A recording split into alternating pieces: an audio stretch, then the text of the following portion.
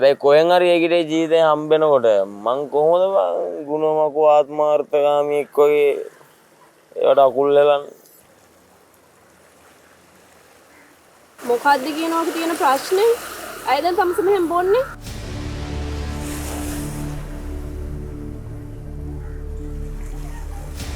තමුසේගේ යාළුවා. කවුද හතරැලි? අයියේ. කටින් කියන්න ඕන දේවල් හිතේ තියාගෙන බිව්වා කියලා ප්‍රශ්න විසඳෙන්නේ නැහැ.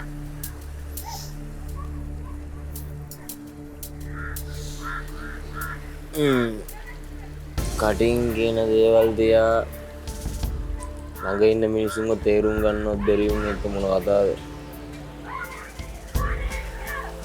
තමුසෙට ඉතින් ඕවා තේරෙන්නේ නැහැ ඕයි. අනේ මේ මට මේ තේරෙන ටික හොඳටම ඇති. මට අසුරලිව ළඟට ගන්නත් බෑ. මට අසුරලිට යන්න දෙන්නත් බෑ. මොකද්ද බං අයියේ කතාව?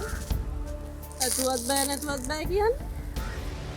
අසුරලිට දැන් එයා කැමති විදිහේ දේවල් එයාට හම්බ වෙනවා. එයා කැමති විදිහේ ජීවිතයක් එයාට ලැබෙනවා. බං ඒකේ හොඳට ජීවත් වෙන්න ඕනේ. ඒකේ කැමති විදිහට මට බෑ බං ඒකේ බලාපොරොත්තු වෙන ජීවිතේ ඒකිට දෙන්න.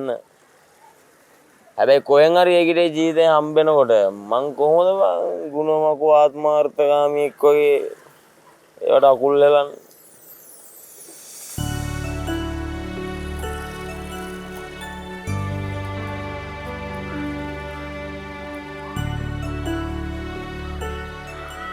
අයියෝ කියන්නේ ආදේශ ගැන නැතිනේ. අවුසේ දන්නවනේ. හතරැලි ගැන මන් දන්නේ නැති දෙයක් නෑනේ අයියේ. හැබැයි මට එක දෙයක් කියන්න පුළුවන්. හතරැලිගේ හිතේ එහෙම මොනවත් නෑ කියලා. ඒක තමයි ඔය අවුල. ඒක තමයි අවුල. හසරැලි කියන්නේ සැපට ජීවත් වෙන්න ඕන කෙල්ලෙක් බං. සැපට ඉන්න ඕන කෙල්ලෙක්. මේ වත්තේ අනිත්‍ය වුන් වගේ නෙමෙයි. සැපට ඉන්න ඕනේ. අයියා ඉතින් ඔක හතරැලිත් එක්ක කතා කරොත් නරකද? නෑ ඕනේ නෑ.